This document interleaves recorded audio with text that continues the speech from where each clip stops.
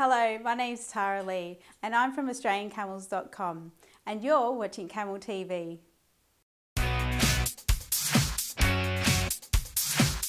Today's Camel News interview, we're speaking with Doug from Texas in the USA. Doug has such a fascinating story. He has gone from knowing absolutely nothing about camels to being a leader in the field in the camel industry in the USA, which is really exciting.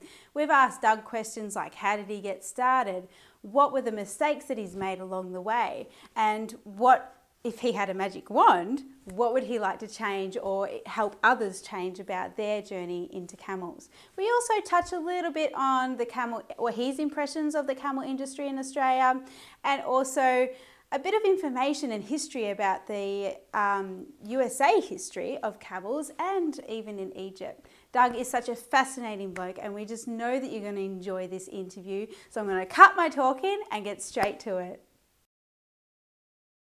Today we've got Doug Baum. He's from the Texas Camel Corps in the United States. Welcome, Doug. Thank you so much for having me. What an honor. No, the honour's ours, believe us. We've been following you for years now, and you've got a very, very interesting story. There's no question about that.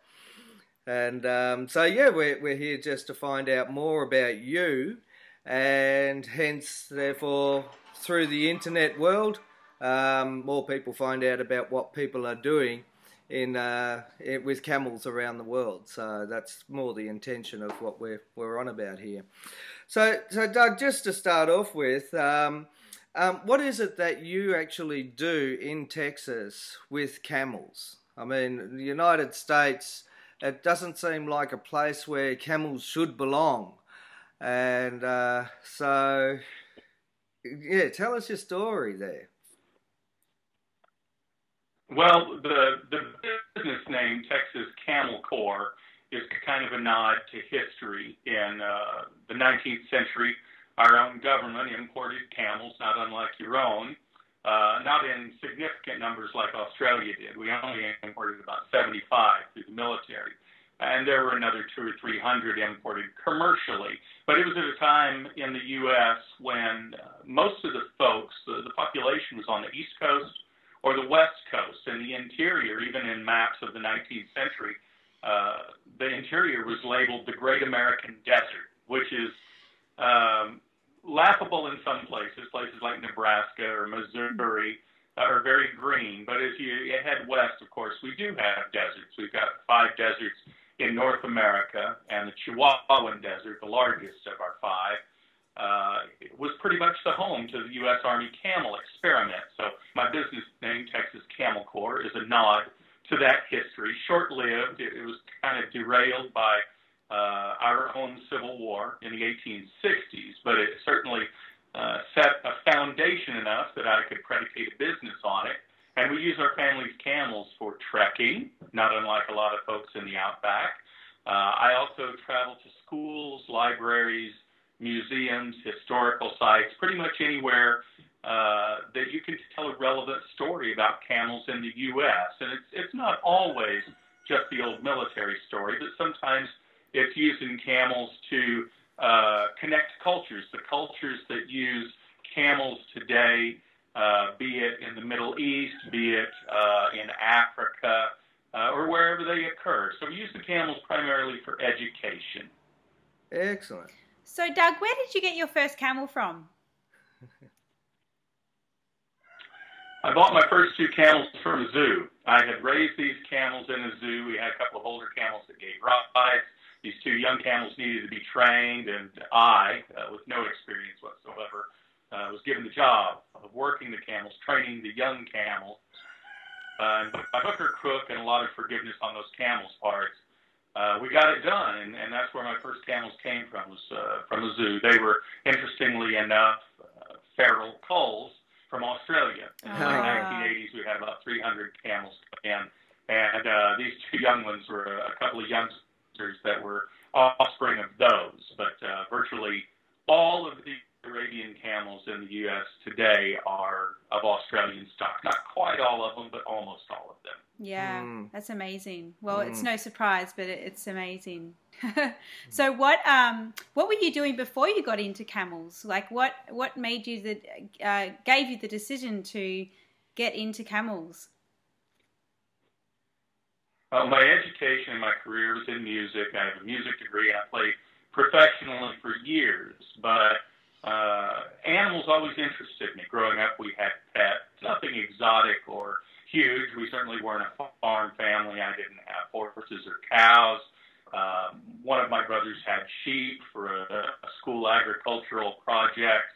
But animals always interested me. And I think the camel, everything kind of coalesced in the camel. My love for culture, language, travel, and animals. And all of these things you could really use the camel to discover.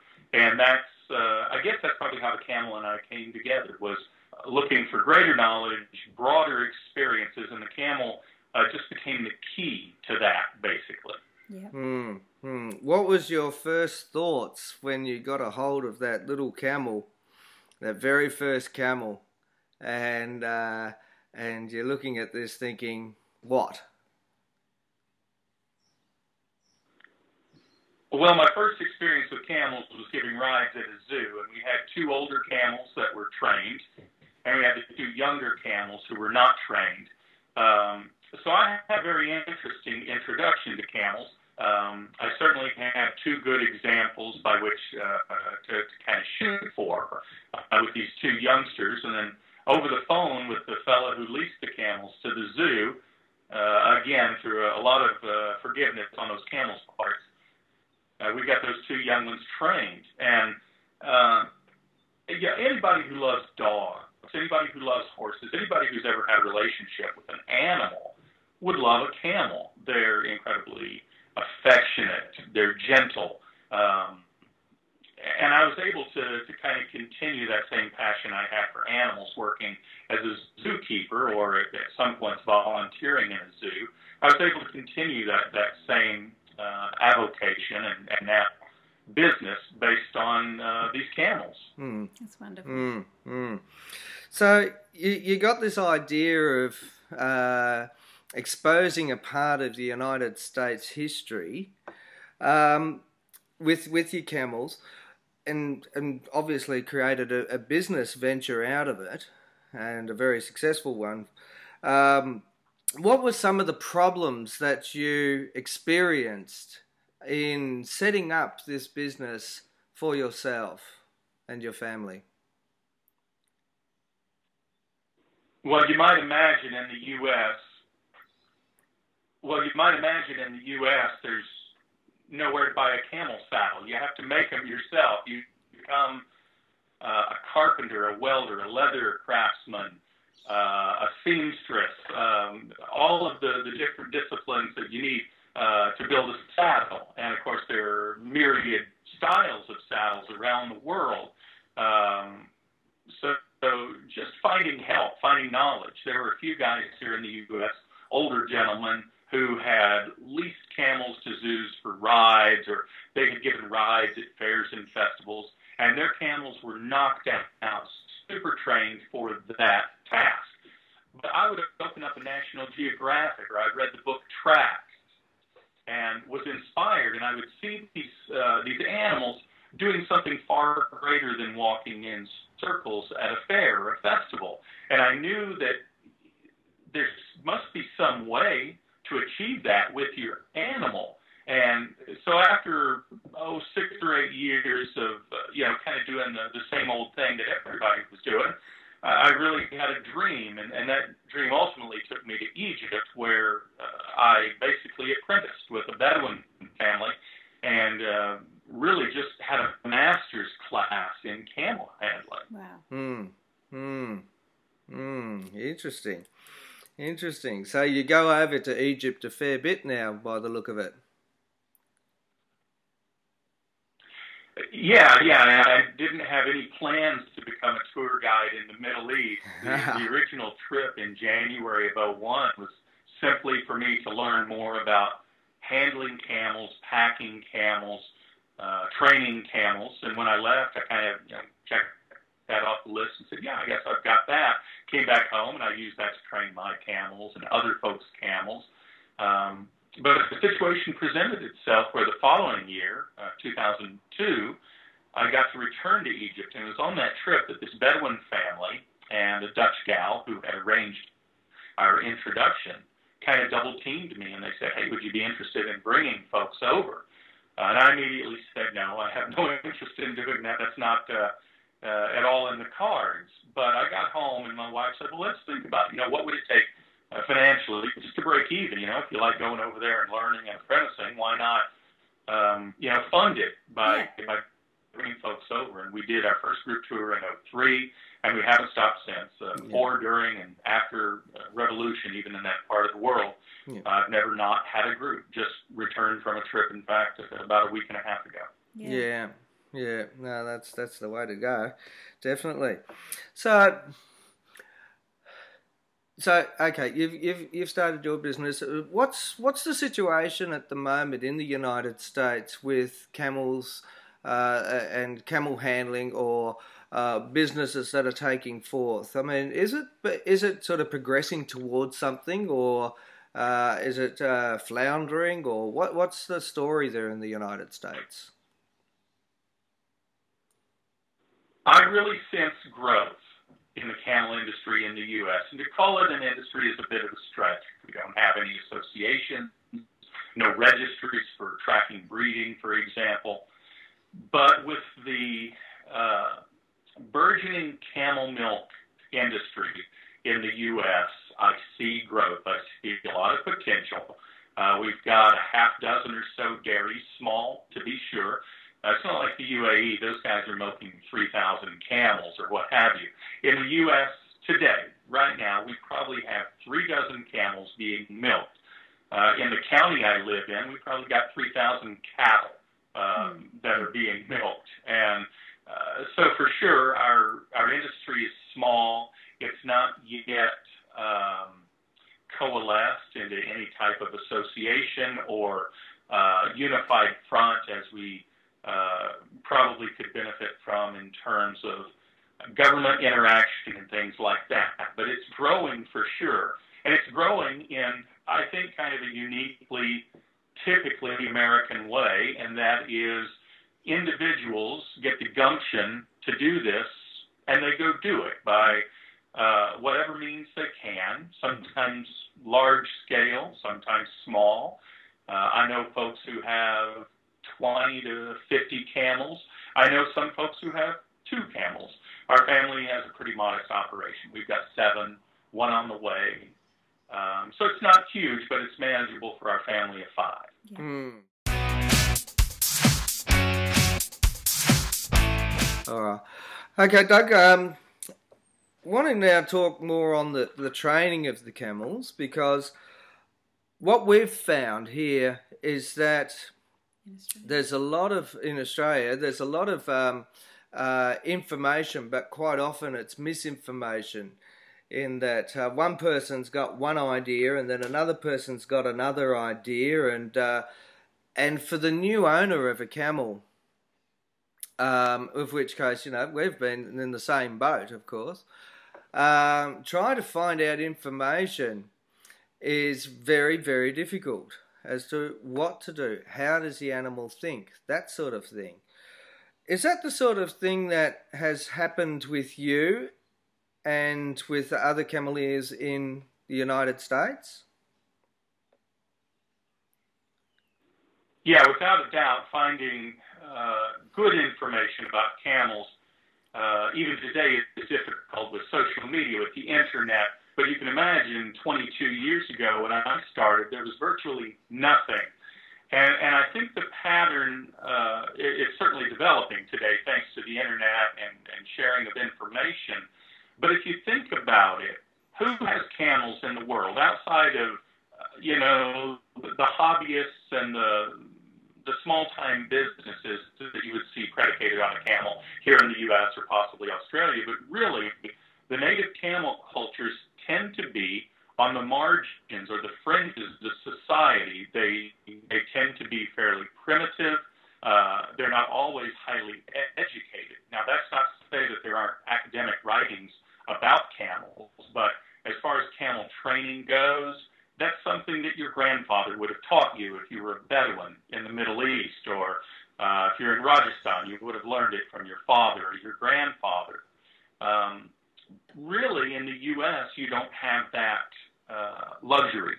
I've always said that you could walk downtown New York, Manhattan, and grab the next guy in a suit and briefcase and ask them what they know about a horse, and they would know something. Yeah. They rode one at summer camp, their uncle had a farm, their grandfather had a farm. Everybody on this continent knows something about a horse, but that's not true about a camel.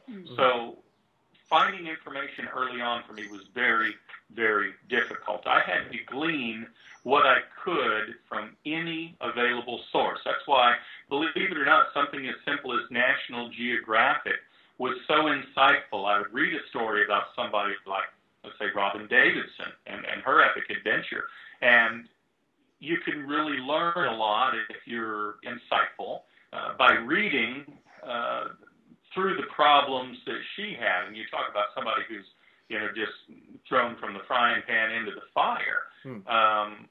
And I would bet that a large majority of us in Western society, Australian and U.S. are kind of at the forefront of my mind, but even in Europe as well, would have had a similar experience without any cultural knowledge of camels. You don't have that inborn head start because your father or grandfather did this. Now, that's not true of your children. It's not true of my children. They're going to be great cameleers, and we hope even better than we are. But it's because they've been exposed to it all of their lives. But that certainly wasn't the case, and probably isn't the case for most folks who are embarking on a camel-based career in the 21st century. Now, on that note, actually, as far as starting off in the camel industry in the States, would you say it's an expensive operation, or could it be done cheaply?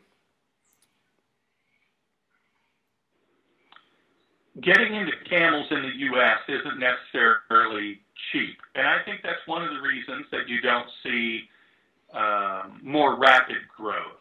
Llamas, they're smaller, a little easier to maintain, certainly cheaper to buy into. There are less camels. In the U.S., we probably only have about 3,000. There are a handful of breeders who are truly active and breeding, but otherwise it's kind of piecemeal. So it's not necessarily easy to get into. It's certainly not cheap. Now, once you've got the camel, I've found in the U.S. the cost of feeding one is no more than a horse, and certainly all the ancillary costs, vet bills, things you would experience with a horse, shoeing, trimming. We've got a panoply of vaccinations that have to be done for horses that simply aren't required in any way nor necessary for camels. So once that initial outlay has been placed to purchase a camel, they're really not that expensive to maintain. But I would say, there are a couple of hurdles that folks have to get over to get into camels. And one would be the purchase price. They're not cheap. And the other would be, of course, that kind of dearth of knowledge. You can't just go online and find a book about camel behavior, camel management, camel training. The stuff that's out there tends to be a little more academic and not always the most practical kind of hands-on approach that most folks would require. Did you find it a surprise or unexpected in all the effort and all the costs associated with starting your camel business? Was that something you expected, or was that sort of something that you just kind of went along the way? Yeah, you can see right through me. Again, who plans anything when you get into a camel business? It's kind of my nature to be very passionate, to jump into something. I was very lucky in that I had some background in the zoo and working with camels before I decided to make that leap. So I did have some practical background at that point. But prior to that, I certainly had none. If I didn't have an incredibly bright and patient wife, there's no way that I could have embarked on this. She's a farm girl, actually, and had more real skill or knowledge coming into this, so not with camels, horses, cattle, etc. But a lot of that was very transferable and worked, and I would say that much of what I've learned about working with camels came from her. So I did have a little bit of a head start in that my life partner came from an agricultural background. Yeah. Yeah, good support is gold. Yeah, totally. So, sort of talking a lot more generally now, I mean, we've talked a bit about yourself and, the situation in the States. Now, from the United States perspective, and of course it's only one person that we're talking to here, not everyone with camels in the United States, but you are certainly one of the leaders of the camel industry, for want of a better word, in the United States. But what's your impression of the camel situation in Australia, whether it be, we're talking about the feral herd situation, whether we're talking about, the industry as such per se, or what's your impressions of the situation here in Australia? I think my impressions all along have been how lucky you guys are. You go out in your backyard and round up a feral camel, and you have a camel. Here in the U.S., we've got to, almost mortgage a house or sell a child or some, organ donations to afford one. But with social media and with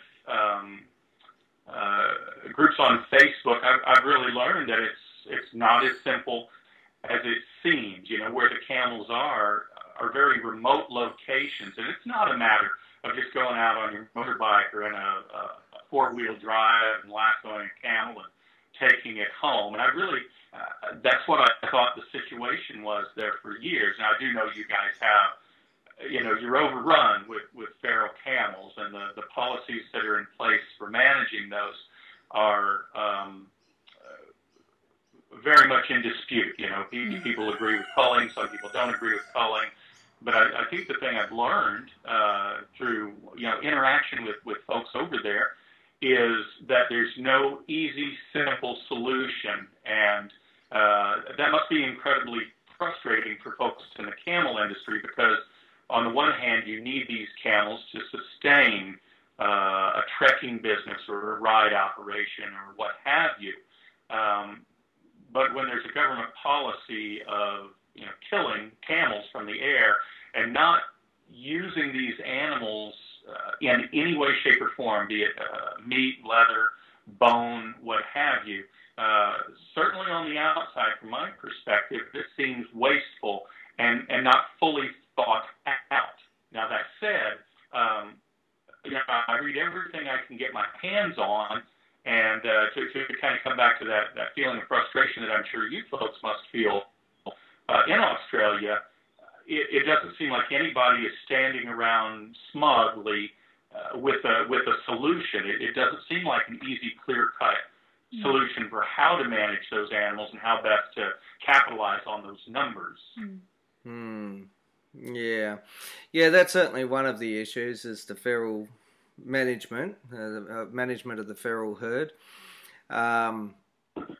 It's a situation, from an animal lover's point of view, I could easily say, no, don't do it, leave the camels there. But when you've got an animal that doesn't have any natural predators and their numbers are increasing, and when they're collected in a certain area, then yes, there is destruction of native flora and fauna, habitats of native animals as well. And really, I mean, there's a conflict, I suppose you could say.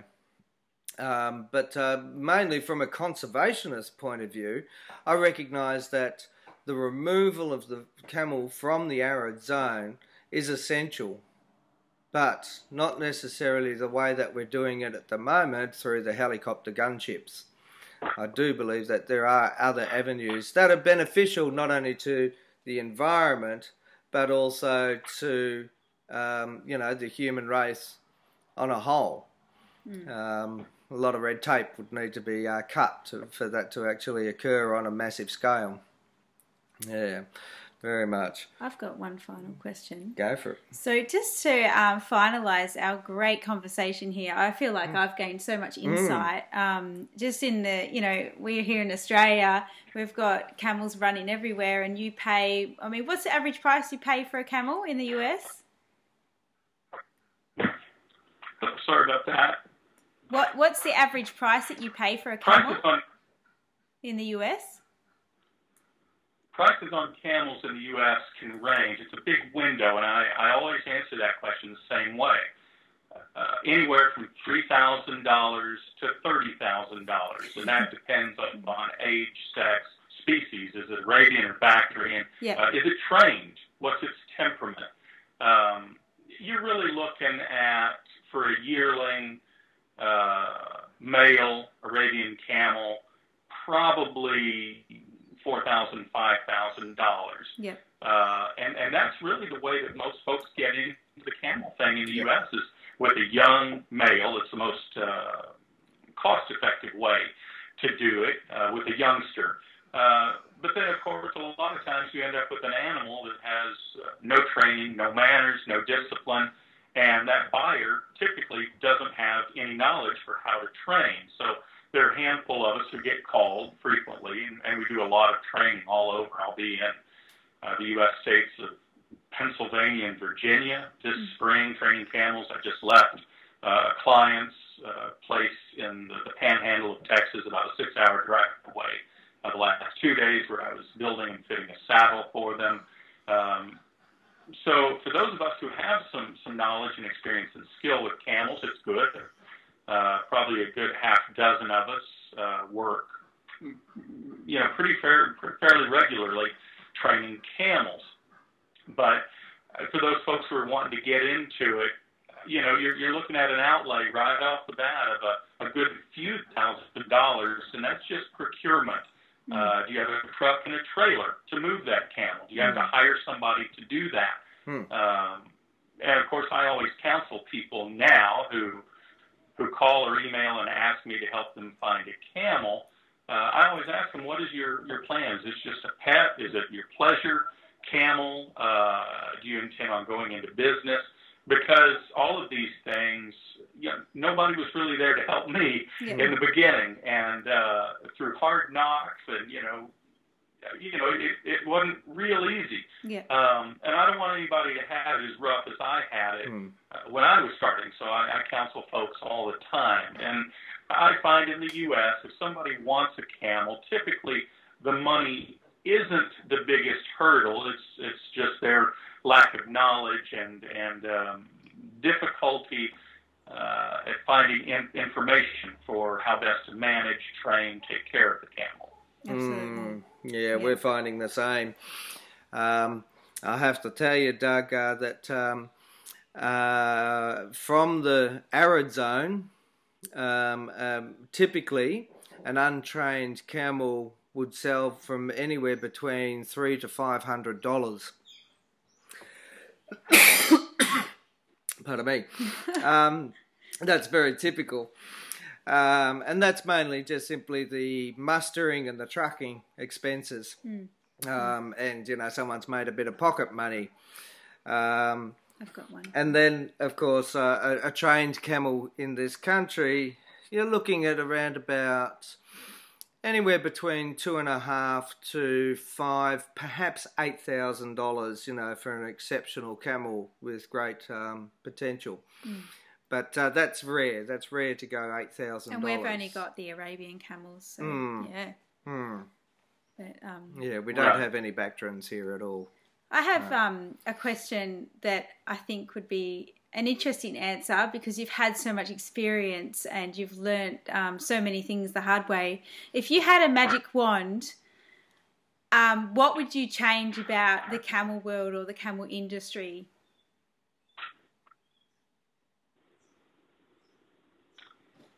I think as far as the U.S. goes, the perception of the camel,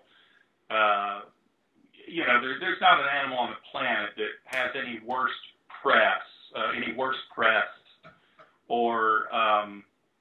undeserved bad reputation than a camel. Everybody's a camel expert. Everybody. Your dentist rode a camel at the pyramids in Egypt. Your Aunt Ethel rode one in Turkey. You were on a trip to the Holy Land. Everybody's a camel expert. And everything they know about a camel is wrong. Still today, in 2015, the old myth persists that camels store water in their humps. The long-held misperception that camels are mean or at best belligerent or stubborn. Everybody repeats the same old tired rumors. And when somebody, we're in public with our camels a lot, and when somebody makes a comment like that, I always ask them, well, tell me about your experience with camels, because clearly you know a lot about camels. And they say, well, that's what I heard. And, I then explained to him, look, you and I don't need to have a conversation about rocket science, for example. I don't know the first thing about it, and you shouldn't listen to me when I talk about it. Likewise, the next person who tells you something about a camel, you should be a critical thinker, and you should ask them, what is your vast knowledge and wealth of experience from which you come to gain this camel knowledge? And when they say, well, my dentist explained it to me, then, then you know where you need to get your information from. So if I could wave a magic wand, I would try to take away all of this misperception and rumor and myth about camels. And, there's a cultural component to this for sure. Our Western U.S. was built on the back of a horse, though we have a small component of American history that includes the camel. Really, the camel will always be looked at through the lens of a horse. When somebody looks at a camel here in the U.S., I'll say, oh, that's a funny-looking creature. But he's not a funny-looking creature if you expect him to look like a camel. The lens they're looking through is always that of a horse. And they may not even know that. They may not be able to articulate that. But when they look at a camel in the U.S., they're looking at it through the lens of as if it were a horse. Oh, his teeth are funny. Well, aren't his legs funny? Oh, my gosh, that thing on his back.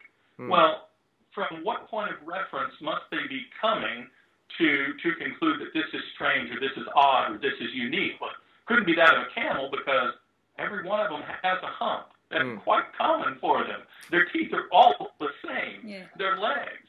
So, again, to wave a magic wand, it would be to gain a greater knowledge and intellectual acceptance of the camel as something useful, beneficial, and not just as a curiosity. Yeah, I have to admit, Doug, that when those people, as you say, who know everything but nothing, say they're biting, kicking, spitting, etc., I love putting them straight as to the brilliance of the camel. And of course, the saying comes to mind that they're a horse designed by a committee. And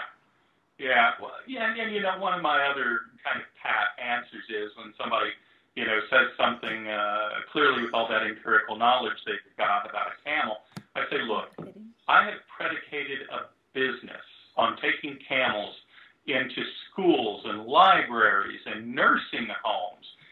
Each Christmas, we participate in over 24 live nativity productions. And how many of those churches would ask us back if the camels puked on the Magi? If our donkeys bucked the Virgin Mary off of their back. So, with a little critical thinking, people can come around. But these are the hard discussions and the conversations people just don't seem to have time for. People want a quick, easy answer, and it's far too easy to repeat what your dentist or your Aunt Apple told you, and then you two are a camel expert. No, that's very true. Absolutely. Very true. We'll wrap it up. Okay, Doug, look, I've got nothing else really to ask you. I think this has been absolutely brilliant. And, of course, it's absolutely... Oh, I love you guys, man. Y'all need to get to Texas fast. Yeah, we will. We will. Yeah, no, it's been terrific. And Doug, look, it's always a pleasure, you know, seeing what you're doing over there in the States. And, you know, keep going, because it's awe-inspiring that, you know, there's a little pocket over there in the States that's actually, you've got the heart, you've got the love for the animal. It shows very, very clearly, and you know, it's something that people can really look up to with what you're doing over there in the States, and others, of course. But of course, we're just, you know, talking with you at the moment. So thank you very much, Doug, for joining us today, and yeah, we'll catch up. Well, the pleasure is truly mine. Pleasure is truly mine. I have drawn inspiration from the Australian camel community for as long as I knew there was one. And honestly, between National Geographic, Robin Davison's experience, folks like you, Phil G., completely have inspired me and informed me. And I've always held the Australian camel community as kind of the utmost marriage of old and new, because of that great Indian or Afghan camel culture you guys have got. But then with a mind toward the future, which, you know, clearly you folks have got. So any nice things you're saying about me, it's reflected back on you guys, honestly. Cheers, mate.